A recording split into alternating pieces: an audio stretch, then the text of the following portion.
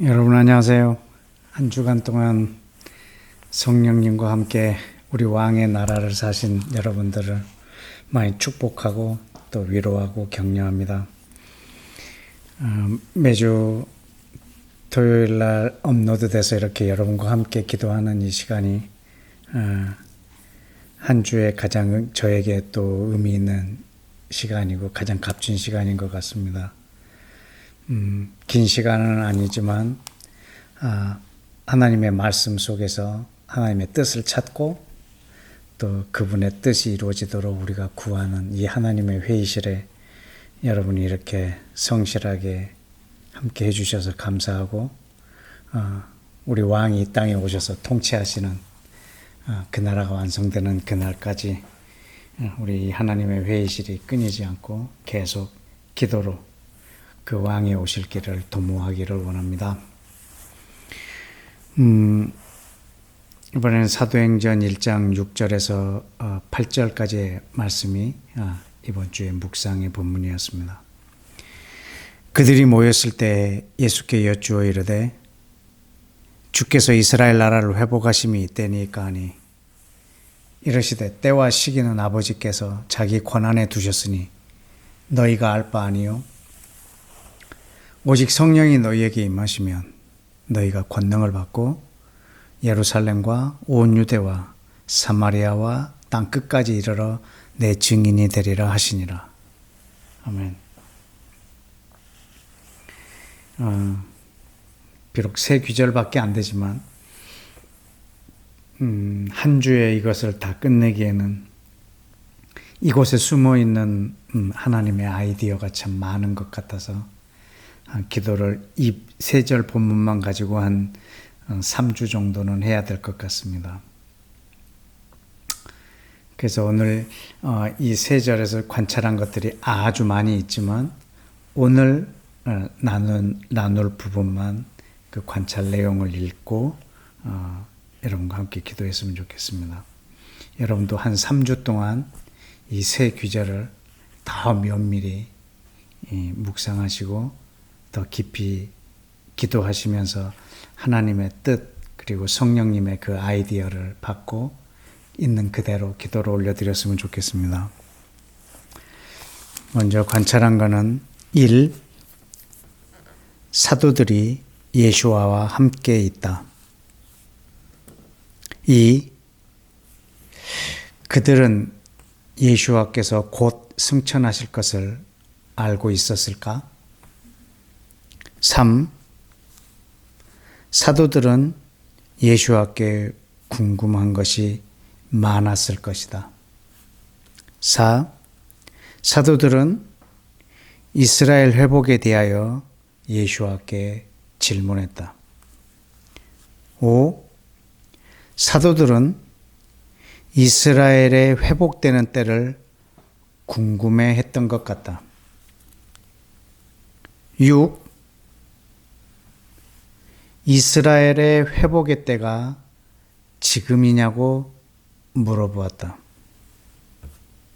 7. 사도들은 왜 지금이 이스라엘 회복의 때라고 생각하고 질문했을까? 8. 성령님은 임하시는 분이시다. 9. 성령님은 사람에게 임하신다. 10. 성령님이 임하시면 사람은 권위와 능력을 갖는다. 11.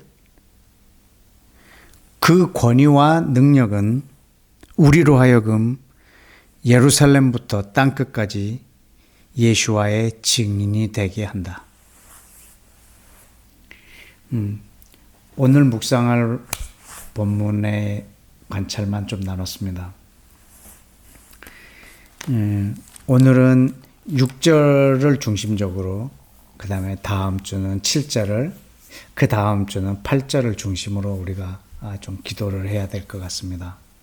이 세 기절이 끊어지지 않아서 이렇게 세 기절 함께 묵상할 수밖에 없는데 그렇다고 해서 한 주에 이 정해진 이 시간 안에 이 안에 있는 것을 다 기도하기에는 좀 어려울 것 같아서 좀 세분화했습니다. 오늘 이 6절 본문에 보면 당대 사도들과 유대인들은 이스라엘 회복에 대하여 무척 관심이 많았던 것 같습니다. 단지 이 회복은 한 나라가 패망하여서 다시 독립하는 정도가 아니라 하나님이 약속하셨기 때문에 그 회복의 때는 분명히 있고 그 때가 지금인지에 대하여 묻고 있는 것입니다. 왜냐하면 유대인들이 기대하고 갈망하는 메시아상은 이스라엘을 전 세계에서 가장 높이 들며 가장 강력한 영향을 미치며 그리고 모든 나라 위에 설 것에 대하여 기대하고 있는 그런 메시아관이기 때문에 예수아가 과연 메시아라면 이스라엘 나라의 회복이 지금인지, 이 회복은 단지 이스라엘 국가의 재건뿐만 아니라 메시아가 다윗의 보좌에 앉아서 온 세계를 통치하는 그 정도의 회복을 아마 물었던 것 같습니다. 그래서 우리는 이방인들은 이 귀절에 대해서 그닥 신경을 쓰지 않습니다. 우리는 8절에 대해서 관심이 많습니다. 성령이 내게 임하시면 내가 권능을 받는 것.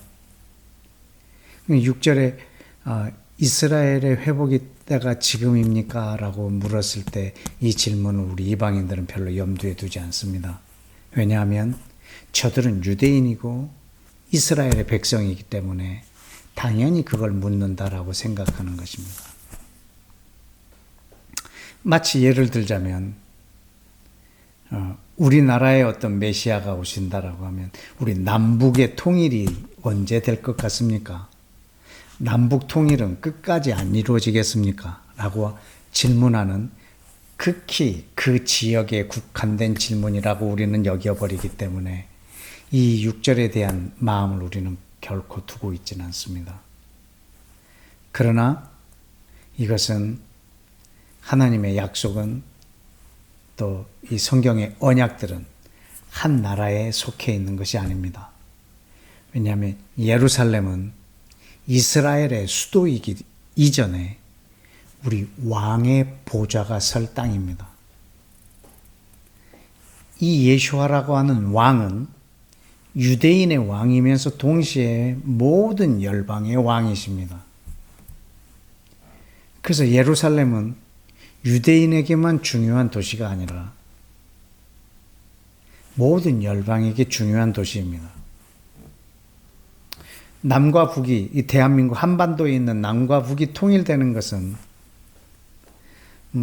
또 이 남과 북에 있는 사람들의 소망으로 하는 그 지역적인 그런 간절한 소원일 수는 있지만 다른 나라 사람들은 그닥 관심도 없는 일일 수도 있습니다.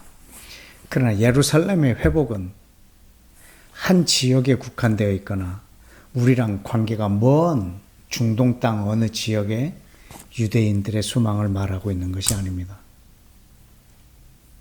이것은 왕의 나라를 살고 있는 전 세계 모든 이들의 관심이 집중되어야 하는 사실입니다. 이스라엘과 땅끝은 매우 중요한 유기적 관계에 있습니다.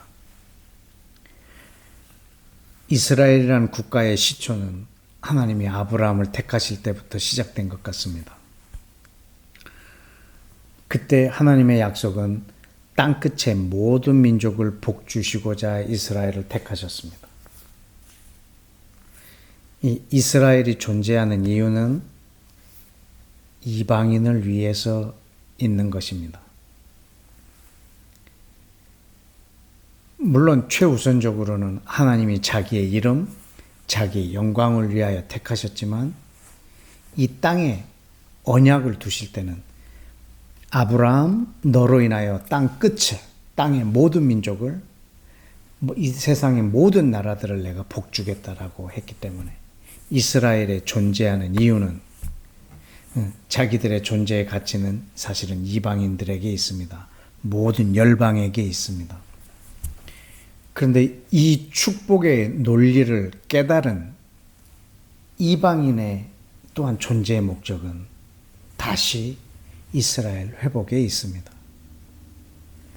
그래서 시편 122편 6절에 보면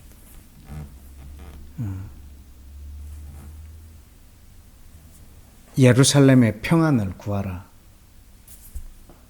예루살렘의 평강을 구하라.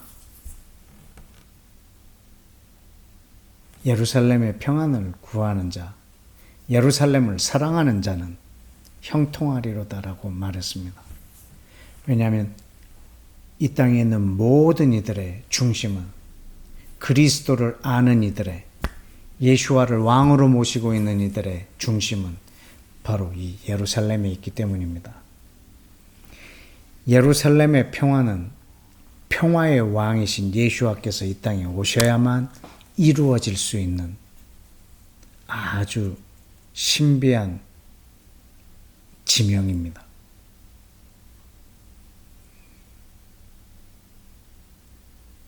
그래서 예루살렘의 평안을 구한다는 것은 예수와 왕으로 이 땅에 초대하는 그런 기도이기도 합니다. 각 나라들 뿐만 아니라 각 개인들의 모든 중심도 예루살렘에 집중되어 있을 때 우리는 왕이신 예수와를 이 땅의 왕으로 초대하는 하나의 큰 초점에 맞춰서 살고 있다라고 하는 증거가 될 것입니다. 유대인들이 자기 국가와 자기 개인들이 이 땅에 존재하는 이유가 이방인이라는 것과 예수와를 믿게 되고 예수와의 왕국을 꿈꾸는 이방인들이 자신의 존재의 목적이 이스라엘 회복, 예루살렘의 평안에 있다라고 하는 이 사실은 성령이 이 땅에 임하셔서 우리에게 계시하시고 우리에게 가르쳐 주시기 전까지는 알 방법이 없습니다. 사도 바울도 성령으로 이것을 깨닫고 누가 이 길을 알 수 있으며 누가 이 지혜를 깨달을 수 있으랴. 오직 하나님 외에는 이것을 깨달을 방법이 없다라고 말을 했습니다. 오늘 이 하나님의 회의실에서 기도하고 있는 여러분들, 상식적으로 이 기도를 드릴 수 있는 것이 아니고 오직 성령이 우리에게 임하심으로 가능한 기도들입니다. 오늘도 저와 여러분이 이 약속을 가지고 이 시간에 함께 기도했으면 좋겠습니다. 다 같이 기도하겠습니다. 여러분, 이 세상에는 모든 국가와 국가, 민족과 민족, 개인과 개인이 경쟁하고 대립할 때 누구나 자기 중심적일 겁니다. 자국 이익주의, 그리고 민족주의, 자기 개인 이기주의, 그 입장에서 모든 것을 판단하고 선택하고 결정하고 주장할 것입니다. 이스라엘이라는 나라를 하나님이 택하신 이유는 모든 이방인 우리들을 복주기 위함이다 라고 하는 이 사실은 거기서 끝내면 안 될 것 같습니다. 저들의 목적이 이방인이었다면 이제 이 나라 안에 들어온 우리 이방인들의 목적은 저 이스라엘이어야 합니다. 저 예루살렘의 회복이어야 합니다. 이스라엘의 회복이어야 합니다. 내가 한국에서 살고 있는데 왜 이스라엘의 회복이 내 삶의 목적이 되어야 되느냐? 그거는 하나님이 정해놓으신 이치이기 때문에 그렇습니다. 여러분, 그렇다면 왜 유대인들은 이방인을 위해서 존재해야 되죠? 유대인들은 이방인을 위해서 존재해야 되고 우리 이방인들은 이제 예수를 믿게 된 우리 이방인들은 이제 이스라엘하고 관계없이 이제 우리만 잘 살면 되는가? 그건 결코 아닌 것 같습니다.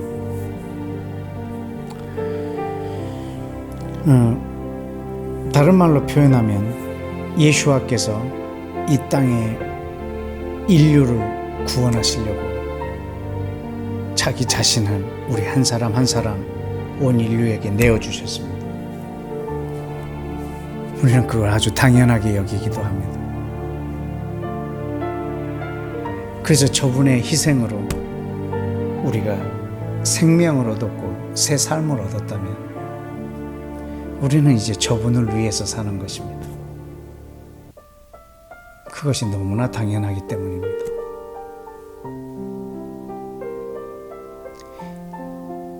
예수와는 나를 위해서 죽는 것이 너무나 당연하고, 그리고 나는 저분을 위해서 내 생을 드리는 것은 곰곰이 생각해 봐야 될 일이고 라고 한다고 하면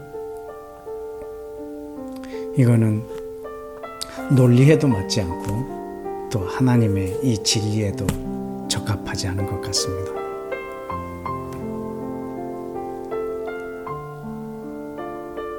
이스라엘의 회복, 예루살렘의 평화, 이것은 예수와를 왕으로 모시고 있는 우리 모두의 가장 큰 초점이고 가장 큰 이슈이고 가장 큰 기도 제목입니다.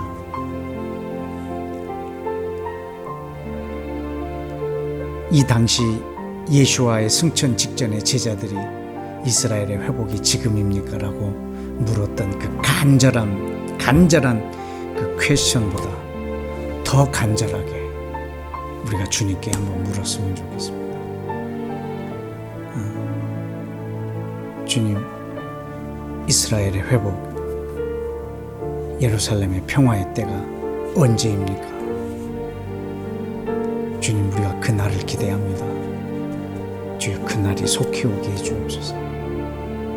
이스라엘의 구원자인 당신이 온 열방의 구원자요 유대인의 왕이신 당신께서 모든 민족의 왕이십니다. 당신이 그 땅에 오셔서 그 보좌에 앉아서 온 열방을 통치할 날을 우리는 이곳에서 기다립니다. 라고 우리가 함께 기도하고 묻고 초청하며 이렇게 했으면 좋겠습니다. 다 같이 시작하겠습니다.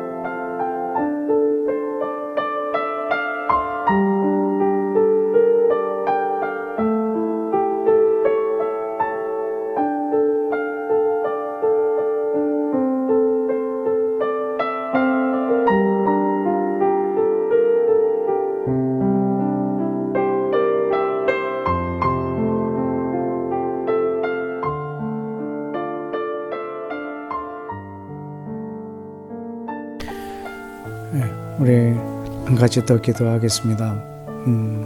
우리는 성경의 아주 많은 부분에서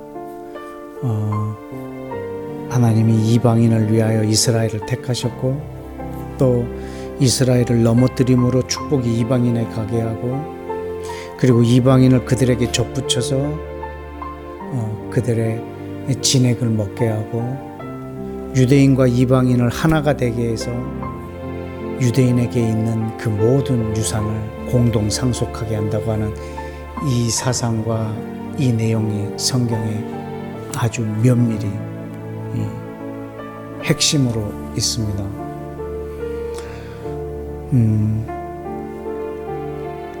하나님께서 이방인을 위해서 이스라엘을 택한 것이 사실이라면 이제 이방인을 통해서 이스라엘을 다시 회복시킬 것은 기정사실입니다. 아까도 예를 들었던 것처럼 예수와께서 나를 위해서 죽은 것이 사실이라면 나는 예수와를 위해서 사는 것이 당연합니다. 다시 말하면 예수와께서 나를 위해서 죽은 것이 사실이라면 나는 내 인생 전체를 예수와를 위해서 사는 것이 당연한 것입니다. 이스라엘이라는 나라가 이방인이 우리를 위해서 존재했다면 이제 하나님은 우리 이방인들을 통해서 이스라엘을 회복시킴으로 자기의 나라를 세워가시고 완성할 것입니다. 그런데 이것은 결코 상식적이거나 결코 어떤 이의 아이디어가 아니고 하나님의 계획이셨고 예수와의 과업이셨고 성령님의 지금도 일하심이십니다. 그러므로 성령이 내게 임하시면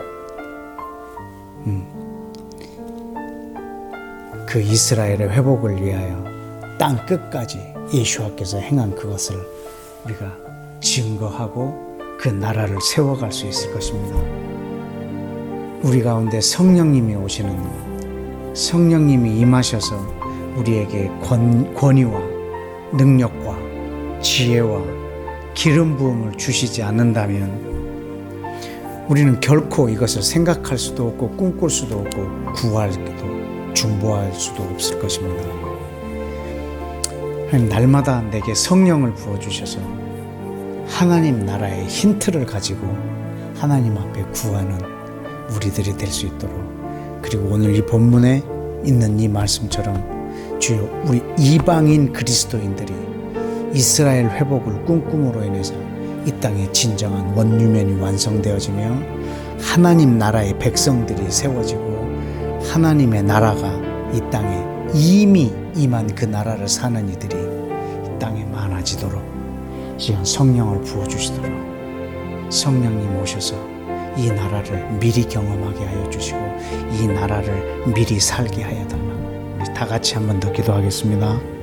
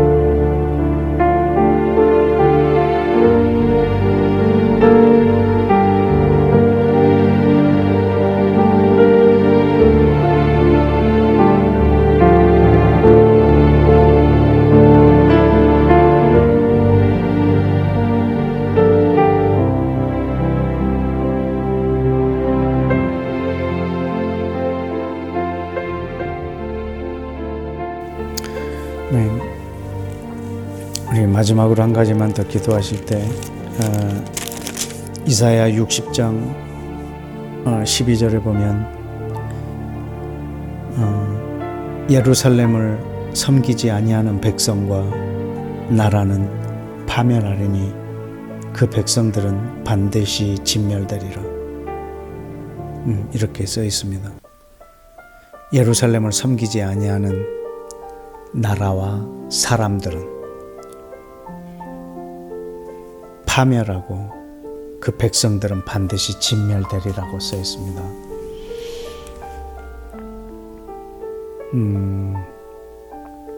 이건 그냥 하나의 시적인 표현으로만 치부하기에는 너무나 명백한 진리가 내포되어 있습니다. 예루살렘을 섬기거나 사랑하지 않거나 평안을 구하지 않거나 회복을 꿈꾸지 않는다는 것은 내가 왕의 나라의 백성이 아니라는 뜻이기도 하기 때문에 그렇습니다. 이사야 66장 10절에도 보면 예루살렘을 사랑하는 자들이여 다 그 성읍과 함께 기뻐하라. 그 성읍과 함께 즐거워하라. 그 성을 위하여 슬퍼하는 자들이여 그 성의 기쁨으로 말미암아 그 성과 함께 기뻐하라. 예루살렘의 슬픔이 나의 슬픔이 되고 그의 기쁨이 나의 기쁨이 되고, 그랬을 때 예루살렘이 환희에 차 있고 왕의 도성이 되었을 때 그 기쁨이 우리에게 가장 크다는 거죠. 시편에도 보면 내가 예루살렘을 기뻐하는 것보다 더 기뻐하지 않는 것이 있다면, 내가 예루살렘을 기뻐하는 것보다 더 기뻐하는 것이 나한테 존재한다면 내 손이 마비되리라, 내 혀가 입천장에 붙으리라 라고 자기의 신체를 저주하는 그런 표현도 있습니다. 예루살렘을 사랑하고 이스라엘의 회복을 꿈꾸는 것, 이것은 왕의 백성으로서는 너무나 당연한 일인 것 같습니다. 우리 다시 한번 이 이사야 60장에 있는 그리고 66장에 있는 이 말씀을 가지고 하나님, 내가 예루살렘을 섬기는 자로 있게 하시고 예루살렘을 사랑하는 자로 있게 해주시고 예루살렘의 평안을 구하는 자로 있게 해주시고 이스라엘의 회복을 꿈꾸는 자로 흔들림 없이 이 왕의 백성으로서 대한민국에서 사는 존재가 되게 해달라고 우리 마지막으로 한 번 더 기도하겠습니다.